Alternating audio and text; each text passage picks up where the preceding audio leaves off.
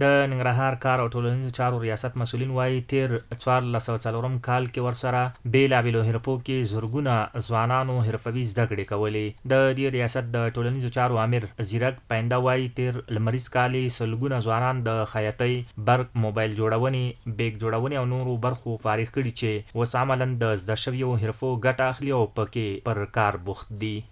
په تیر 1440 کال کې موږ سره ټول 3240 تنه د زده کړو لاندې وو په مختلفو حرفو کې لکه موبایل سازي او واسکټ جوړونه، خیاطي، سولر او مولد جوړونه، بوټ سازي او همدارنګه نورو مختلفو حرفو کې په زده کړو باندې بوخت وو چې د دې جملې نه 1521 کسان فارغ شوي دي چې عملاً هغوی په کارونو کې بوخت دي او خپل کارونه مخته وړي په مستقل شکل باندې.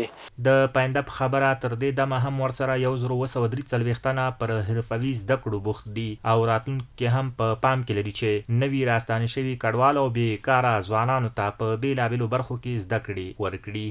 ننګرهار کې له حرفوي زده کړو د خیاطۍ برخې فارغ شوی شاکر الله وایي خوشحاله دی چې د خیاطۍ زده کړې کړي او اوس خپله د خیاطۍ پر کاروبار بوخت دی. د کار ټولنیزو ریاست د خیاطۍ پروګرام نه تیر کال زه فارغه شویم. فلحال اوس خپل کار کوم، د خپل کورنۍ دپاره حلال نفقه برابروم همدغه د حیاتي پروګرام نه. الحمدلله بس د کار ټولنیزو ریاست نه ډیر خوشاله ترڅو موږ ته ځوانانو ته دغه فرصت برابر کړي.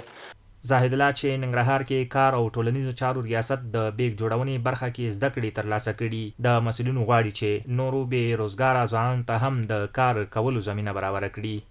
کار او ټولنیز چارو ریاست څخه موږ خوشاله یو چې دغسې نورو ځوانانو ته یوه برنامه وړاندې کړي او کوم هغه بیکاره ځوانان چې دي هغه باید په کار واچوي. د ننګرهار کار او ټولنیزو چارو ریاست مسؤلین وایي هغه ځوانان چې د ریاست له حرفوي زده کړو فارغېږي د بیلابیلو مؤسساتو په همکارۍ ورته د زده کړې حرفې اړوند ټول کاري وسایل هم ورکوي.